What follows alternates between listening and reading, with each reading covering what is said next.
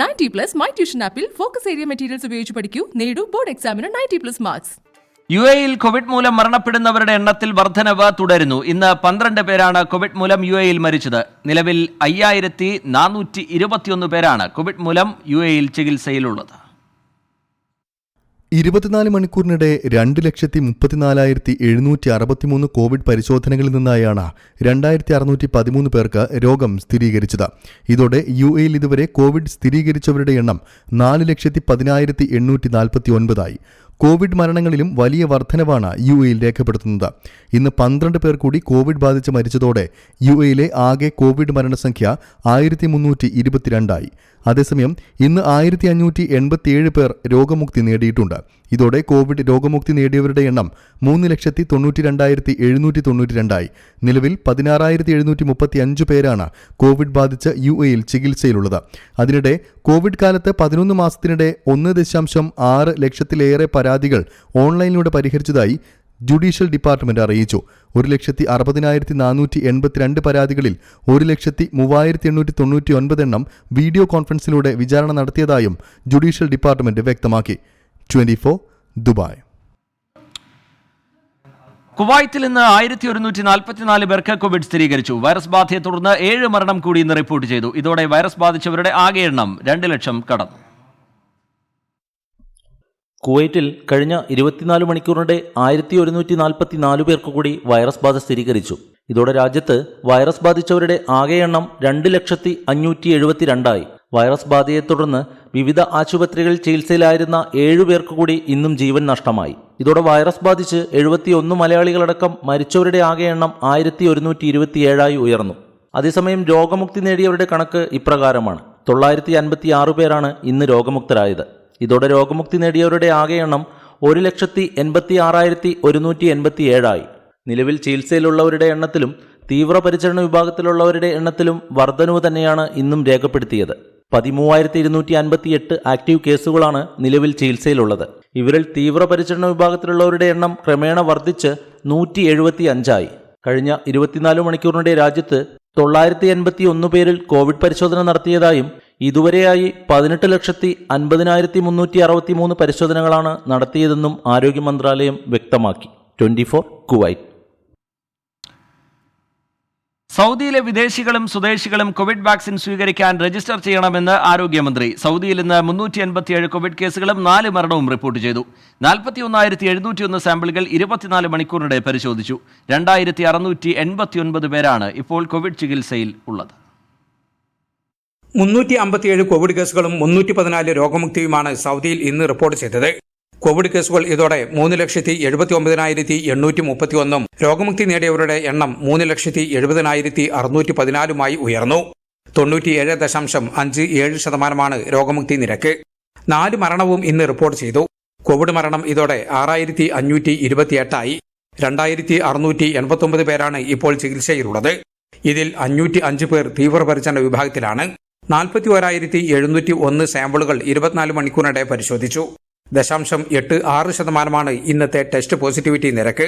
13,32,740 പേർ ഇതുവരെ Covid vaccine സ്വീകരിച്ചു. റിയാദ് നഗരത്തിൽ മാത്രം 129 കോവിഡ് കേസുകൾ ഇന്ന് റിപ്പോർട്ട് ചെയ്തു. മക്കയിലും ജിദ്ദയിലും 24 വീതവും ദമാമിൽ 19 മദീനയിൽ 5 കോവിഡ് കേസുകളാണ് ഇന്ന് സ്ഥിരീകരിച്ചത്. ഏറ്റവും കൂടുതൽ ആക്റ്റീവ് കേസുകൾ ഉള്ളത് റിയാദിലാണ്. ഇവിടെ 428 പേരാണ് ചികിത്സയിലുള്ളത്.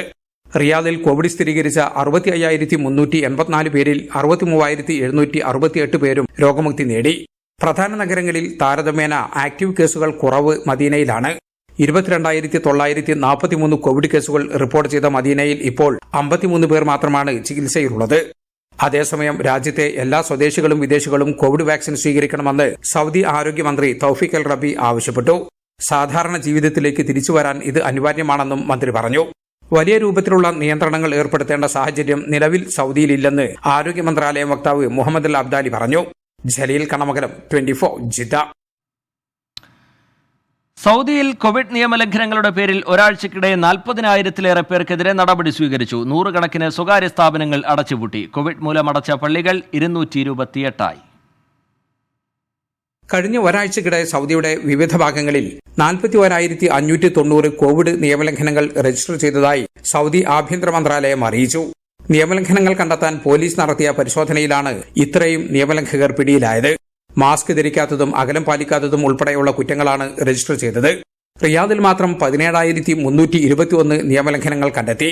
മക്കയിൽ 8,961 കിഴക്കൻ പ്രവിശ്യയിൽ 4,962 മദീനയിൽ 1,948 നിയമലംഘനങ്ങൾ രജിസ്റ്റർ ചെയ്തു. മറ്റു പ്രവിശ്യകളിൽ കണ്ടെത്തിയ നിയമലംഘനങ്ങൾ ഇങ്ങനെയാണ്: വടക്കൻ അതിർത്തി 520, Hufuf 1426, Tabuk 1185, Al Baha 913, Asir 717, Jizan 191, Hail 800, Qassim 2446, Najran 200. നിയമലംഘനങ്ങൾ കണ്ടെത്താൻ ശക്തമായ പരിശോധന തുടരുമെന്ന് ആഭ്യന്തര മന്ത്രാലയം അറിയിച്ചു. അതേസമയം വാണിജ്യ കേന്ദ്രങ്ങളിലെ നിയമലംഘനങ്ങൾ കണ്ടെത്താൻ സൗദിയുടെ വിവിധ ഭാഗങ്ങളിലെ നഗരസഭകൾ ഇന്നലെ മാത്രം 19,027 പരിശോധനകൾ നടത്തി. 177 സ്ഥാപനങ്ങൾ അടപ്പിച്ചു. ഫെബ്രുവരി 1 മുതൽ ഇന്നലെ വരെ ജിദ്ദ നഗരസഭ 94,000-ഓളം പരിശോധനകൾ നടത്തി. 7,845 നിയമലംഘനങ്ങൾ കണ്ടെത്തി. 5,305 സ്ഥാപനങ്ങൾ അടച്ചുപൂട്ടി. അതേസമയം പ്രാർത്ഥിക്കാനെത്തിയവർക്ക് കോവിഡ് സ്ഥിരീകരിച്ചതിനെ തുടർന്ന് സൗദിയിൽ 5 പള്ളികൾ കൂടി അടച്ചു.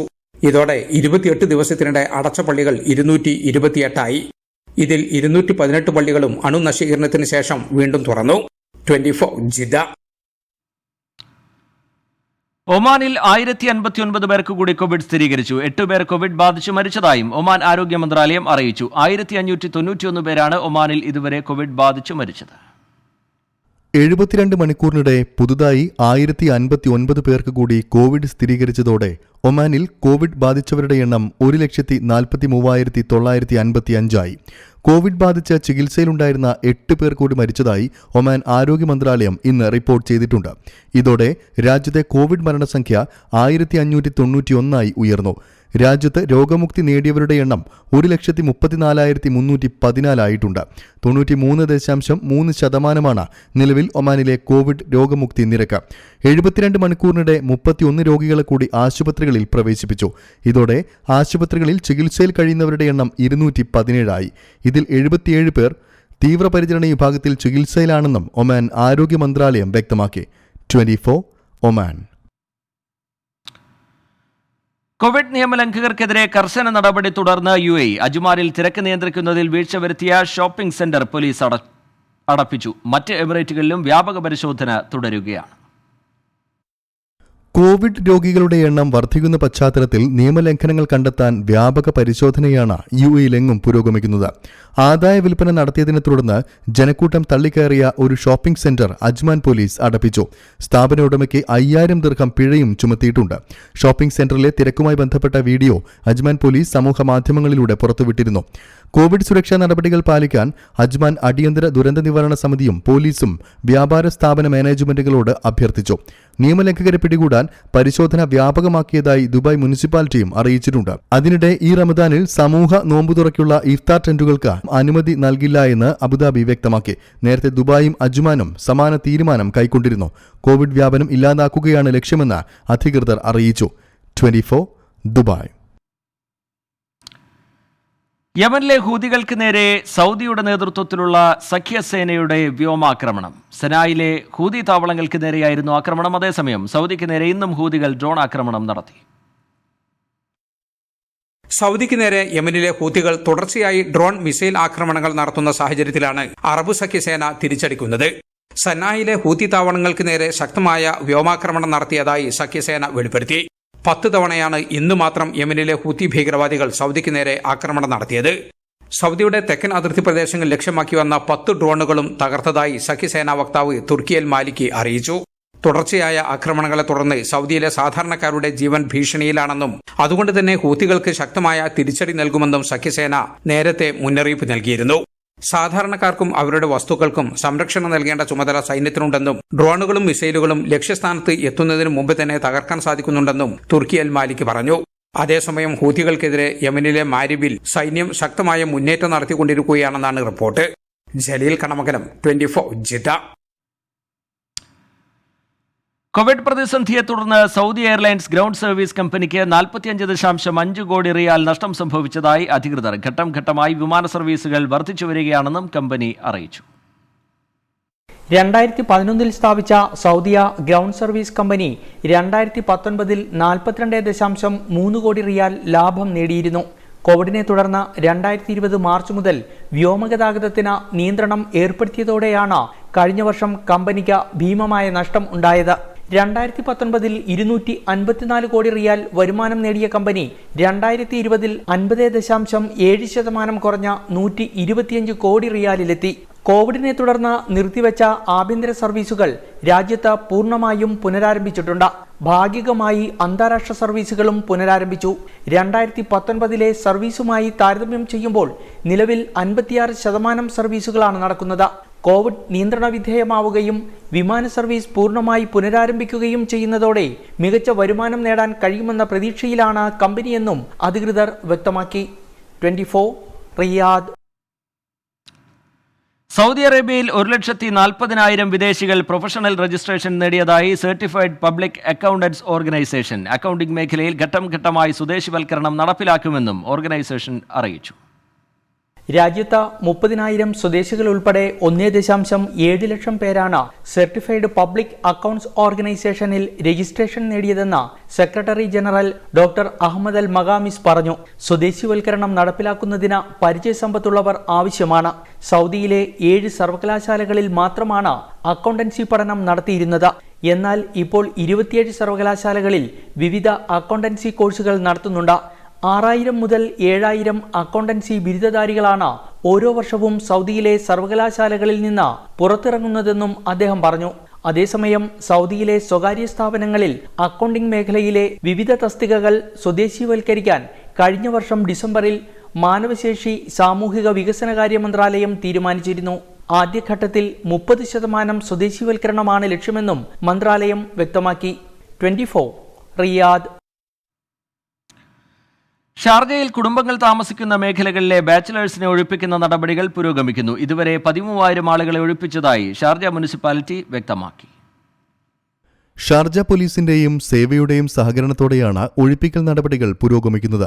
UAE സുപ്രീം കൗൺസിൽ അംഗവും ഷാർജ ഭരണാധികാരിയുമായ Sheikh doctor Sultan bin Muhammad Al ഖാസിമിയുടെ ഉത്തരവിന്റെ അടിസ്ഥാനത്തിലാണ് അധികൃതർ പരിശോധനകൾ വ്യാപകമാക്കിയത്. ഇതുവരെ 3,000-ഓളം പരിശോധനകൾ നടത്തിയതായും ഇതിൽ നിന്ന് 13,000 ആളുകളെ ഒഴിപ്പിച്ചതായും Sharjah municipality director general Thabid അൽ തുറൈഫി പറഞ്ഞു. വില്ലകളിലെ പരിശോധനകൾക്ക് പുറമെ ഷാർജയിലെ വിവിധ ഭാഗങ്ങളിലെ പാർപ്പിട സമുച്ചയങ്ങളിലേക്കും പരിശോധനകൾ വ്യാപിപ്പിച്ചതായും അദ്ദേഹം കൂട്ടിച്ചേർത്തു.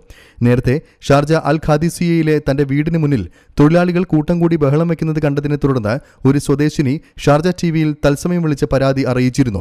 തങ്ങൾക്ക് ഇത്തരം സാഹചര്യത്തിൽ പുറത്തിറങ്ങാൻ ഭയമാണെന്നും കുട്ടികൾക്ക് പുറത്തിറങ്ങാൻ കഴിയുന്ന സാഹചര്യം ഒരുക്കണമെന്നും അവർ അഭ്യർത്ഥിച്ചിരുന്നു. ഇതേ തുടർന്നാണ് അധികൃതർ ശക്തമായ നടപടി സ്വീകരിക്കുന്നത്. 24 ഷാർജ. സൗദിയിൽ വിദഗ്ധ തൊഴിലാളികളുടെ യോഗ്യതാ പരീക്ഷ അടുത്ത ജൂലൈ മാസത്തിൽ ആരംഭിക്കും. ഇതിനായി പ്രത്യേക പദ്ധതി ആവിഷ്കരിച്ചതായി മാനവശേഷി സാമൂഹിക വികസനകാര്യ മന്ത്രാലയം അറിയിച്ചു. പുതുതായി റിക്രൂട്ട് ചെയ്യുന്ന തൊഴിലാളികൾക്ക് അവരുടെ രാജ്യത്ത് വെച്ച് തന്നെ പരീക്ഷ നടത്തും. വിദഗ്ധ തൊഴിലാളികളുടെ യോഗ്യത പരിശോധിക്കുകയാണ് പുതിയ പദ്ധതിയുടെ ലക്ഷ്യം. വിദേശകാര്യ മന്ത്രാലയത്തിന്റെയും ടെക്നിക്കൽ ആൻഡ് വൊക്കേഷണൽ ട്രെയിനിംഗ് കോർപ്പറേഷന്റെയും സഹകരണത്തോടെ സൗദി മാനവശേഷി സാമൂഹിക വികസന മന്ത്രാലയമാണ് പ്രൊഫഷണൽ വെരിഫിക്കേഷൻ പ്രോഗ്രാം നടപ്പിലാക്കുന്നത്. ഇതുപ്രകാരം വിദേശ തൊഴിലാളികൾ ഏത് തൊഴിൽ ചെയ്യാനാണോ റിക്രൂട്ട് ചെയ്യപ്പെടുന്നത് ആ തൊഴിൽ ചെയ്യാൻ മതിയായ യോഗ്യതയുണ്ടോ എന്ന് പരിശോധിക്കും. ഇതിനായി പ്രാക്ടിക്കൽ, തിയറി പരീക്ഷകൾക്ക് തൊഴിലാളികൾ വിധേയരാകേണ്ടി വരും. തൊഴിൽ വിപണിയുടെ ഗുണനിലവാരം മെച്ചപ്പെടാനും അവിദഗ്ധ തൊഴിലാളികളുടെ എണ്ണം ഇതുമൂലം നിയന്ത്രിക്കാനും സാധിക്കുമെന്നാണ് മന്ത്രാലയത്തിന്റെ പ്രതീക്ഷ. 2 രീതിയിലാണ് തൊഴിൽ നൈപുണ്യ പരീക്ഷ നടത്താൻ ഉദ്ദേശിക്കുന്നത്.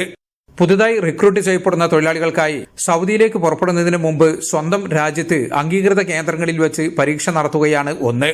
ഈ പരീക്ഷ പാസ്സായാൽ മാത്രമേ വിസ സ്റ്റാമ്പ് ചെയ്യുകയുള്ളൂ. നിലവിൽ സൗദിയിലുള്ള തൊഴിലാളികൾക്ക് സൗദിയിൽ വെച്ച് തന്നെ യോഗ്യതാ പരീക്ഷ നടത്തുകയാണ് രണ്ടാമത്തെ രീതി. നിലവിലുള്ള തൊഴിലാളികളെ പരീക്ഷയ്ക്ക് തയ്യാറാക്കാൻ മാനവശേഷി സാമൂഹിക വികസന മന്ത്രാലയം സൗദിയിലെ സ്ഥാപനങ്ങളോട് നിർദ്ദേശിച്ചു. അടുത്ത ജൂലൈ മുതൽ പരീക്ഷ ആരംഭിക്കും.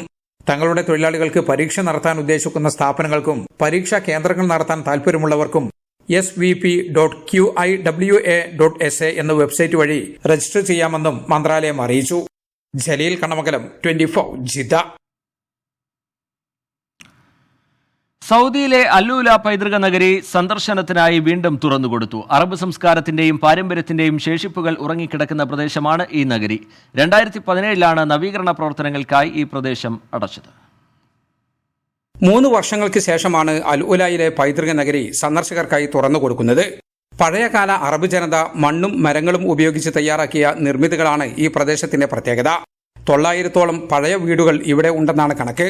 തൊട്ടുരുമി നിൽക്കുന്ന ചെറിയ വീടുകൾ.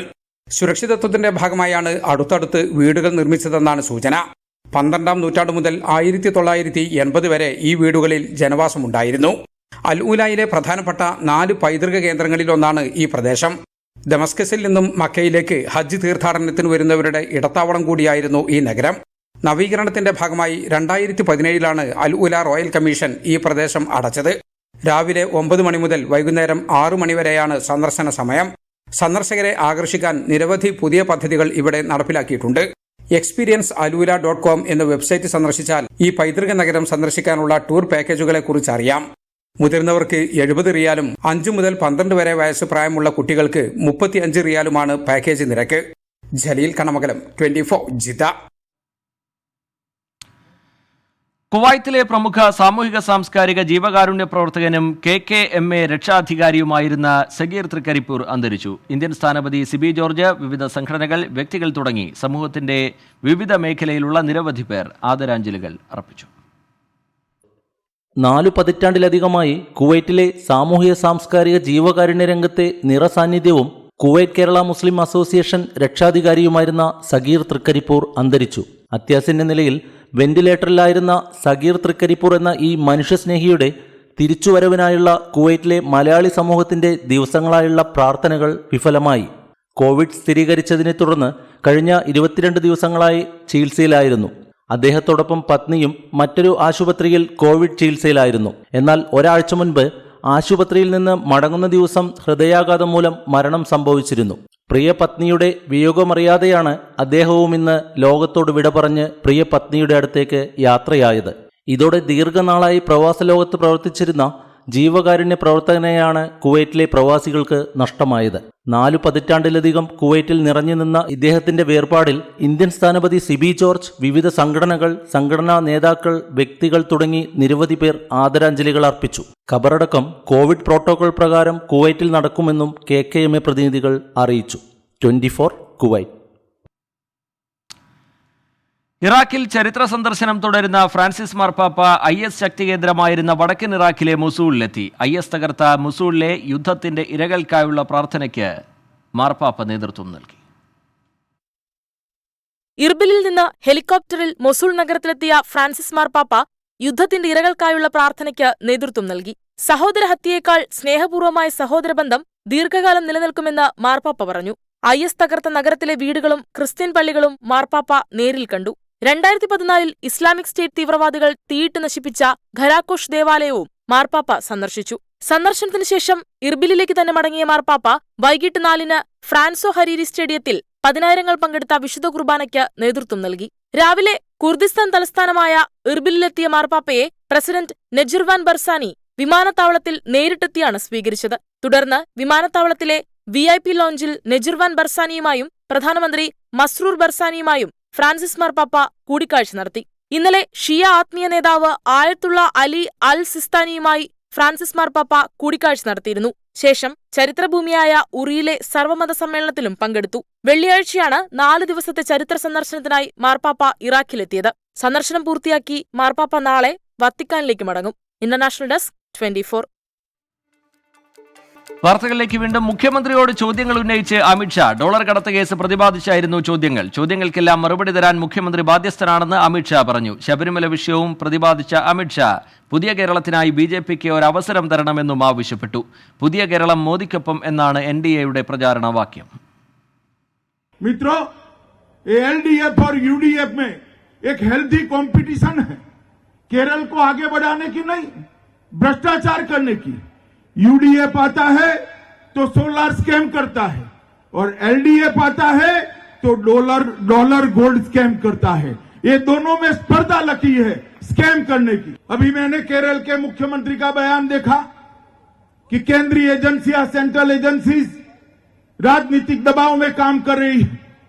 मैं आज ये महान समुद्र के किनारे से केरल के मुख्यमंत्री को कुछ प्रश्न पूछना चाहता हूं और ये सार्वजनिक मंच से पूछना चाहता हूं आपको कल इसका सार्वजनिक रूप से जवाब देना चाहिए। मित्रों, मैं मुख्यमंत्री जी को पूछना चाहता हूं कि डॉलर और सोना तस्करी के मुख्य आरोपी आपकी ऑफिस के आपके अधीन काम करते थे या नहीं करते थे?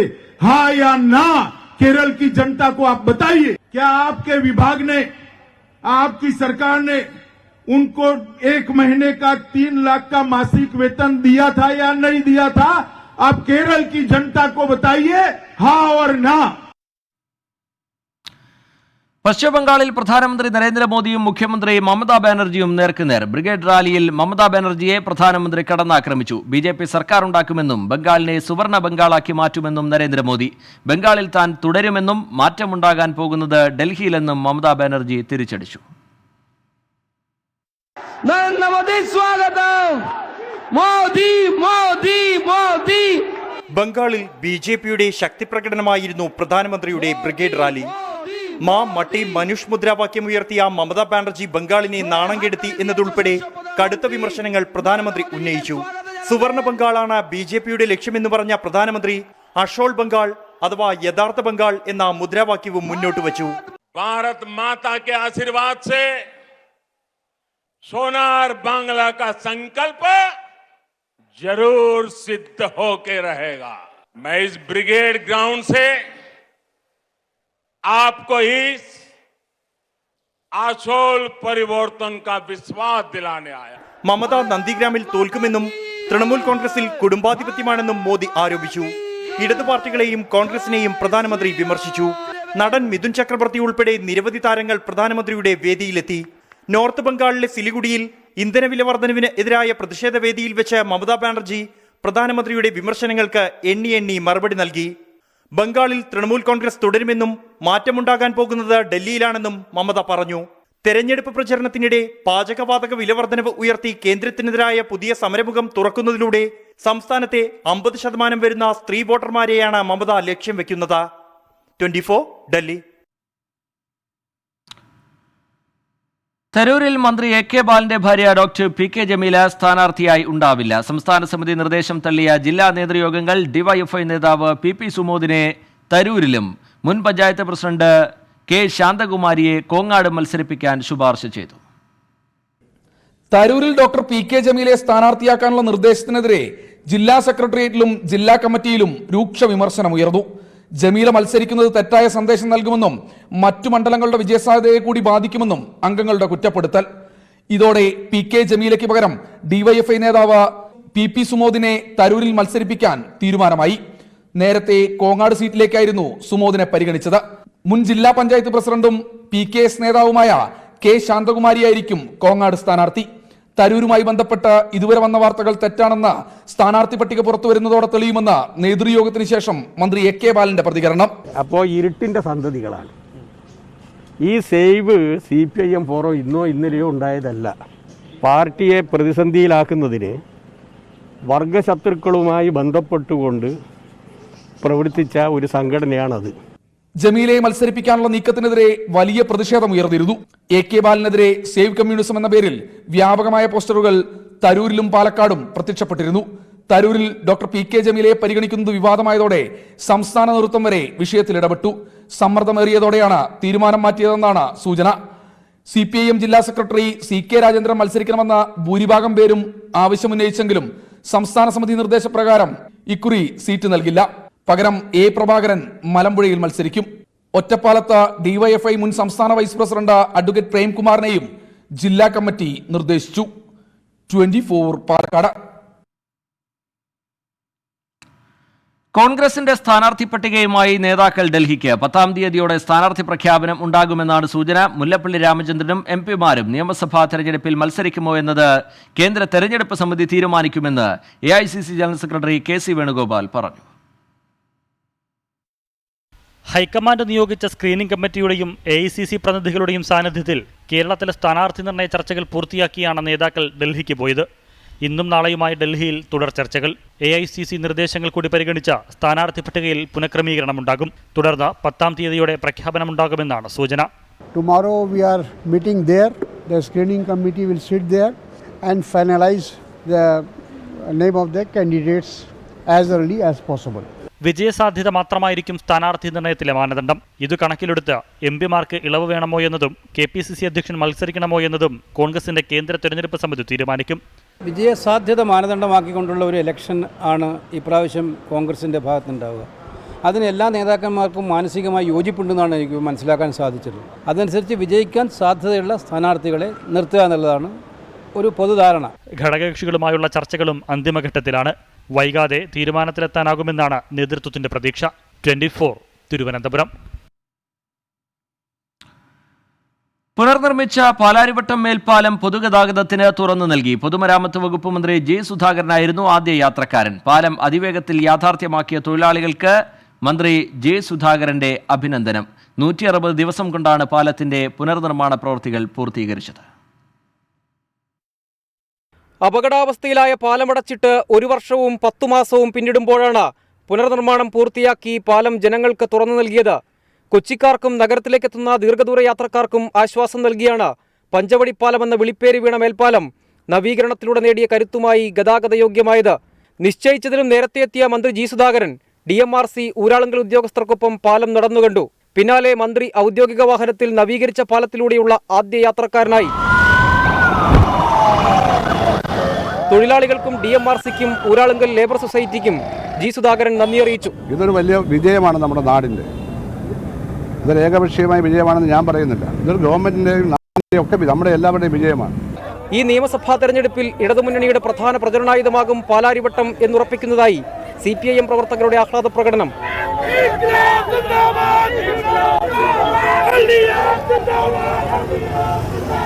പുനർനിർമ്മാണത്തിന്റെ ക്രെഡിറ്റ് E. ശ്രീധരൻ എന്ന് അവകാശപ്പെട്ട് BJP പ്രവർത്തകരും പാലത്തിലൂടെ പ്രകടനം നടത്തി.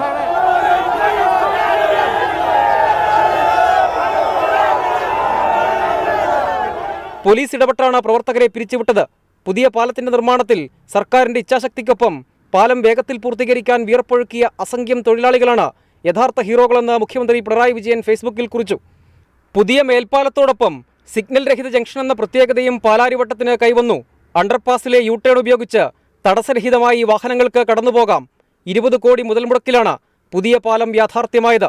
അനേകം വിവാദ കൊടുങ്കാറ്റുകൾ കയറിയിറങ്ങിയാണ് പാലാരിവട്ടം മേൽപ്പാലം ശരവേഗത്തിൽ പുനർനിർമ്മാണം പൂർത്തിയാക്കി പൊതുഗതാഗതത്തിന് തുറന്നു നൽകിയത്. വരാനിരിക്കുന്ന നിയമസഭാ തെരഞ്ഞെടുപ്പിൽ പാലം പ്രധാനപ്പെട്ട രാഷ്ട്രീയ ആയുധമാകുമെന്ന് ഉറപ്പ്. ക്യാമറമാൻ രാഹുൽ മുരളിക്കൊപ്പം സജോ ദേവസ്യ, 24 കൊച്ചി. കിഫ്ബി CEO അടക്കമുള്ളവർക്ക് ED ചോദ്യം ചെയ്യലിന് ഹാജരാകണമെന്നാവശ്യപ്പെട്ട് വീണ്ടും നോട്ടീസ് നൽകും. തെരഞ്ഞെടുപ്പ് പെരുമാറ്റച്ചട്ടം ചോദ്യം ചെയ്യലിന് തടസ്സമല്ലെന്ന് EDയുടെ വിലയിരുത്തൽ. സമൻസിന് അർദ്ധ ജുഡീഷ്യൽ അധികാരമുണ്ടെന്നും ED. KIIFB CEO KM Abraham അടക്കമുള്ളവരെ ചോദ്യം ചെയ്യുന്നത് കേസന്വേഷണത്തിന്റെ ഭാഗമാണെന്നാണ് ED ഉദ്യോഗസ്ഥർ പറയുന്നത്. അതുകൊണ്ട് തന്നെ ചോദ്യം ചെയ്യൽ വേണ്ടെന്ന് വെക്കാൻ കഴിയില്ല. കിഫ്ബി ഉദ്യോഗസ്ഥർക്ക് ചോദ്യം ചെയ്യലിന് ഹാജരാകണമെന്നാവശ്യപ്പെട്ട് വീണ്ടും നോട്ടീസ് അയക്കാൻ എൻഫോഴ്സ്മെന്റ് ഡയറക്ടറേറ്റ് തീരുമാനിച്ചു. വരുന്ന ആഴ്ച CEO അടക്കമുള്ളവരെ ചോദ്യം ചെയ്യാനാണ് തീരുമാനം. കീഴുദ്യോഗസ്ഥയെ ചോദ്യം ചെയ്തപ്പോൾ ലഭിച്ച വിവരങ്ങളിൽ വ്യക്തത ഉണ്ടാക്കാനാണ് ചോദ്യം ചെയ്യൽ. സമൻസിന് അർദ്ധ ജുഡീഷ്യൽ അധികാരമുണ്ടെന്നും ED ഉദ്യോഗസ്ഥർ വ്യക്തമാക്കുന്നുണ്ട്. മുൻപ് ചോദ്യം ചെയ്യലിന് ED ഉദ്യോഗസ്ഥർ വിളിച്ചിരുന്നെങ്കിലും കിഫ്ബി ഉദ്യോഗസ്ഥർ ഹാജരായിരുന്നില്ല. കിഫ്ബിക്കെതിരെ കേസെടുത്തത് രാഷ്ട്രീയ പ്രേരിതമാണെന്നാണ് കിഫ്ബി ഉദ്യോഗസ്ഥരുടെ വിലയിരുത്തൽ. സംസ്ഥാന സർക്കാരിന്റെ പിന്തുണയും കിഫ്ബി ഉദ്യോഗസ്ഥർക്കുണ്ട്. സഹിൻ ആന്റണി, 24 കൊച്ചി. കുവൈത്തിൽ വിദേശികൾക്ക് ഏർപ്പെടുത്തിയ പ്രവേശന വിലക്ക് വീണ്ടും നീട്ടി. കുവൈത്ത് സിവിൽ വ്യോമയാന അധികൃതരാണ് ഇത് സംബന്ധിച്ച വിജ്ഞാപനം പുറപ്പെടുവിച്ചത്. നേരത്തെ ഇളവ് അനുവദിച്ചിട്ടുള്ള വിഭാഗങ്ങൾക്ക് മാത്രമേ രാജ്യത്തേക്ക് പ്രവേശനം അനുവദിക്കുകയുള്ളൂ എന്നും വിദേശികളുടെ പ്രവേശനവുമായി ബന്ധപ്പെട്ട കൂടുതൽ വിശദാംശങ്ങൾ പിന്നീട് അറിയിക്കുമെന്നും അധികൃതർ അറിയിച്ചു. ഗൾഫ് ഫോക്കസ് പൂർത്തിയാവുകയാണ്. കൂടുതൽ വാർത്തകൾക്ക് 24news.com സന്ദർശിക്കുക.